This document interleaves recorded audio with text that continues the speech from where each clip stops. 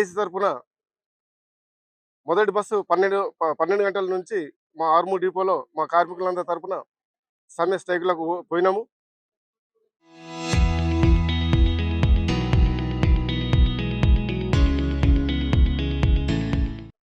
ఇంతకుముందు అల్టిమేటము మా జేఏసీ నాయకులు సీఎం రేవంత్ రెడ్డి గారికి సమ్మె గురించి ఆయనకు ఇంటిమేషన్ ఇచ్చినా కానీ పట్టించుకోలే. అదేవిధంగా లేబర్ కమిషన్ గారికి కూడా ఆయనకు కూడా నోటీసులు ఇచ్చి సంప్రదింపులకు చేసినా కానీ యాజమాన్యం ఇంతవరకు రాలేదు, స్పందించలేదు. మా కోరికలు అంటే ఏమీ లేవు. గత కేసీఆర్ ప్రభుత్వం నుంచి పడితే, తెలంగాణ వచ్చినప్పటి నుంచి పడితే తెలంగాణలో ముందుండి పోరాటం చేసినాము, ముందుండి మూతుపని రాలగొట్టుకున్నాము. కేసీఆర్ అన్నాడు మీకు మీ నోట్ కాలికి ముళ్ళు గుస్తే పడుతుంది ఇస్తాడు. ఆ సార్ ఎటువంటి ఎవరికి పత్తని సార్ రేవంత్ రెడ్డి గారు మీరు కూడా మీ మేనిఫెస్టోలో పెట్టిన విధంగానే కార్మిక సమస్యలు అన్ని తీరుస్తాను, విలీనం చేస్తాను, ఉద్యోగ భద్రత ఇస్తామని చెప్పిండు, పిఆర్సీలు ఇస్తామని చెప్పిండు. దయచేసి దీన్ని మరోసారి మీరు పరిగణలోకి తీసుకొని ఆలోచన చేసుకొని మా యొక్క సమ్మెను మరొకసారి మా దేశాన్ని పిలిపించుకొని సామరస్యపూర్వకంగా శాంతియుతంగా సమ్మెను వింపజేయాలని కోరుతున్నాము. మీరు ఇప్పటి వరకు కూడా కాలాపన చేసుకుంటూ ఆ కమిటీ ఈ కమిటీ అనుకుంటే కాలాపన చేస్తున్నారు తప్పితే మాకు చేసింది ఒరిగింది ఏమీ లేదు.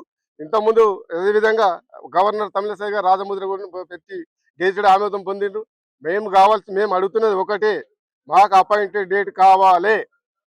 అన్నీ అయిపోయినాయి. కేసీఆర్ సభలో కూడా అందరితో సంతకాలు పెట్టించి గవర్నర్ దగ్గర పంపించడం జరిగింది. అదంతా ప్రాసెస్ అయిపోయింది.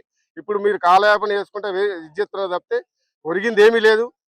మా యొక్క సమ్మెను మా యొక్క కార్మిక శక్తిని మీరు తక్కువ అంచనా వేయదు.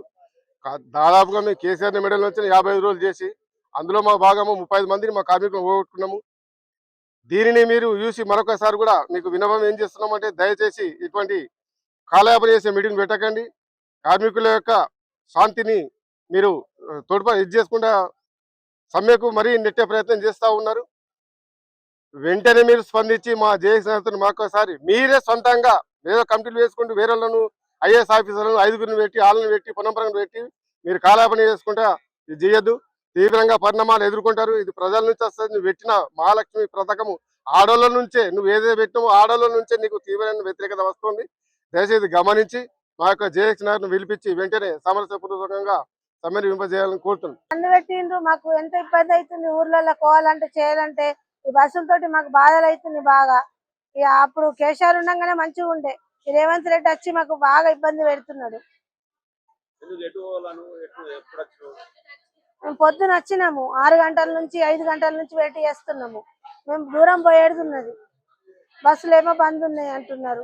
మీ సమస్యలు ఏదో మీరు చర్చించుకోవాలా కానీ మాకు ఇబ్బంది పెట్టద్దు కదా. మాకు ఇట్లా ఇబ్బంది చేసుడు ఏంది, మీరు ఏదైనా చర్చించుకోండి. మాకు బస్సులని బాధ పెట్టుడు ఏంది, దూరం పోదామని మేము పొద్దున వచ్చినాం 5 గంటలకు, బస్సులు బంద్ అంటున్నారు.